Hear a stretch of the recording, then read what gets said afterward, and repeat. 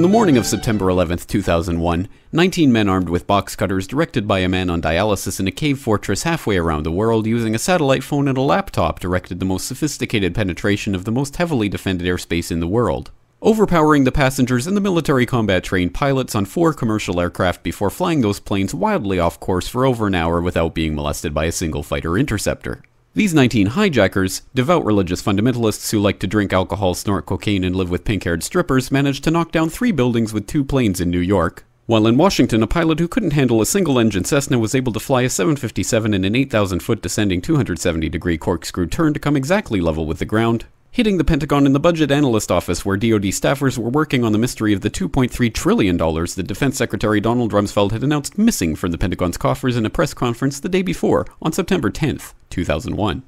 Luckily, the news anchors knew who did it within minutes. Osama bin Laden. The pundits knew within hours. Osama bin Laden.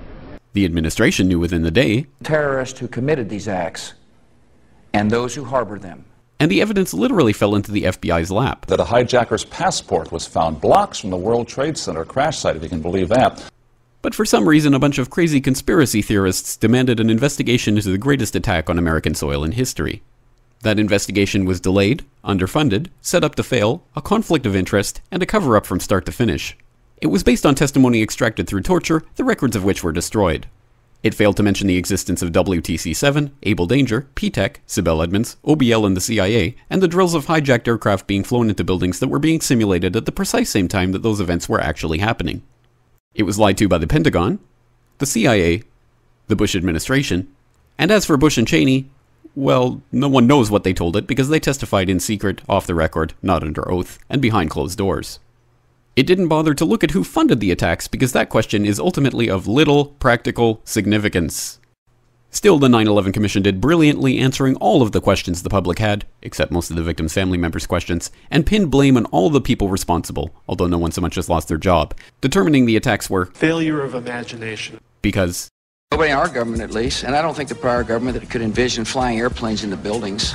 Except the Pentagon, FEMA, NORAD, and the NRO. The DIA destroyed 2.5 terabytes of data on Able Danger, but that's okay because it probably wasn't important. The SEC destroyed their records on the investigation into the insider trading before the attacks, but that's okay because destroying the records of the largest investigation in SEC history is just part of routine record keeping. NIST has classified the data that they used for their model of WTC-7's collapse, but that's okay because knowing how they made their model of the collapse would jeopardize public safety. The FBI has argued that all material related to their investigation of 9/11 should be kept secret from the public, but that's okay because the FBI probably has nothing to hide. This man never existed, nor is anything he had to say worthy of your attention, and if you say otherwise, you are a paranoid conspiracy theorist and deserve to be shunned by all of humanity. Likewise him, and her, and her, and her, and him. Osama bin Laden lived in a cave fortress in the hills of Afghanistan, but somehow got away. Then he was hiding out in Tora Bora, but somehow got away.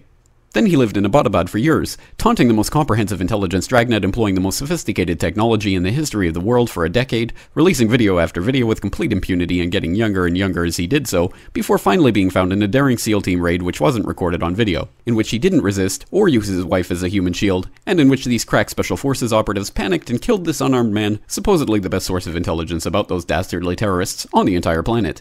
Then they dumped his body in the ocean before telling anyone about it. Then a couple dozen of that team's members died in a helicopter crash in Afghanistan. This is the story of 9/11, brought to you by the media which told you the hard truths about his head could be seen to move violently forward. And they took the babies out of the incubators.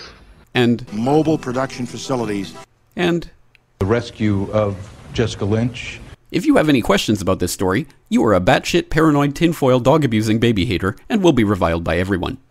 If you love your country and or freedom, happiness, rainbows, rock and roll, puppy dogs, apple pie, and your grandma, you will never ever express doubts about any part of this story to anyone. Ever.